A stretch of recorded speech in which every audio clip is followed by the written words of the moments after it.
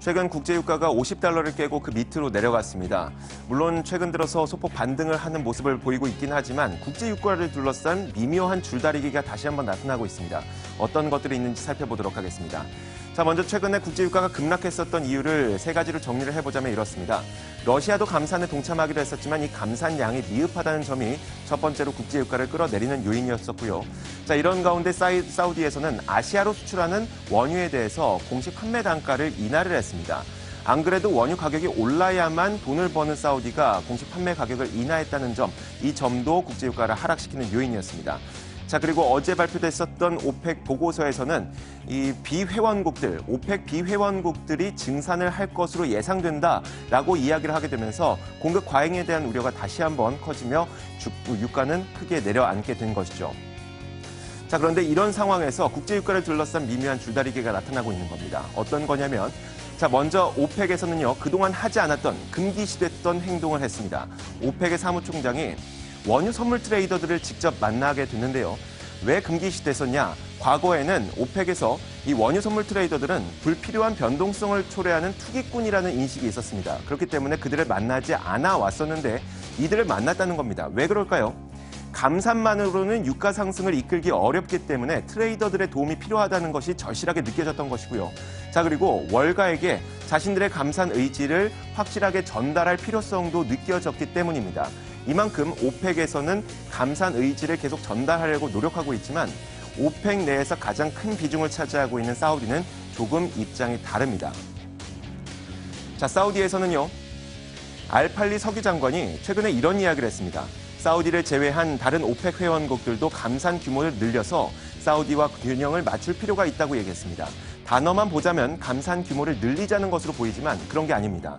이 오펙 회원국 내에서도 사우디가 가장 강력하게 감산을 했습니다. 다른 국가들은 오히려 증산을 하기도 했었죠. 그러다 보니까 사우디는 억울한 겁니다. 나만 감산할 수 없다. 다른 오펙 회원국들도 감산을 참여를 해야 된다라고 주장을 하고 있는 것은 반대로 뉘앙스를 봤을 때 너희가 다 같이 감산을 하지 않으면 나도 잘 몰라 라고 이야기를 하는 것과 비슷합니다.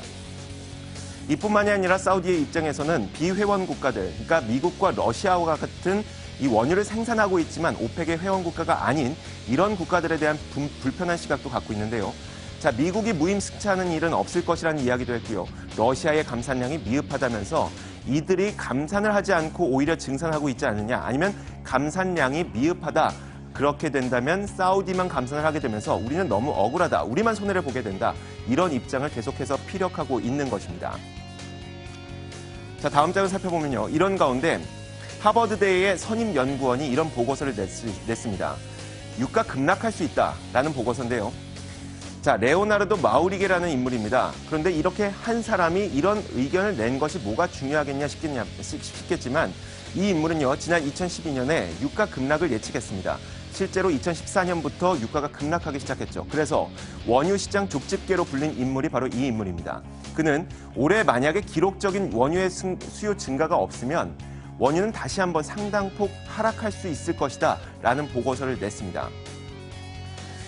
정리를 해보자면 이렇습니다. 일단 오펙의 입장에서는 지속적으로 감산의 의지를 확인해 주려는 노력을 보이고 있습니다만 사우디는 이 오펙 회원국 가운데서도 가장 많은 감산을 하고 있기 때문에 자신들만 감산하다 보니 오히려 시장을 뺏기는 느낌을 갖고 있습니다.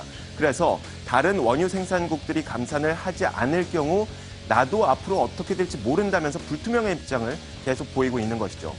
자, 이제 앞으로 우리가 봐야 될 것은 이겁니다. 오는 25일이 되면 오펙 회원국들이 과연 감산을 잘하고 있는지 모니터링 회의를 진행하게 되고요. 내일 새벽이 되면 트럼프 행정부의 예산안이 발표가 됩니다. 물론 여기에서는 이 원유의 생산 그리고 석유 산업을 육성시키겠다는 내용이 나올 것으로 보입니다. 분명 이것은 유가의 상승 요인으로 작용하겠지만 여전히 국제 유가를 둘러싼 미묘한 줄다리기는 계속해서 이어지고 있는 것입니다. 시장을 읽는 남자입니다.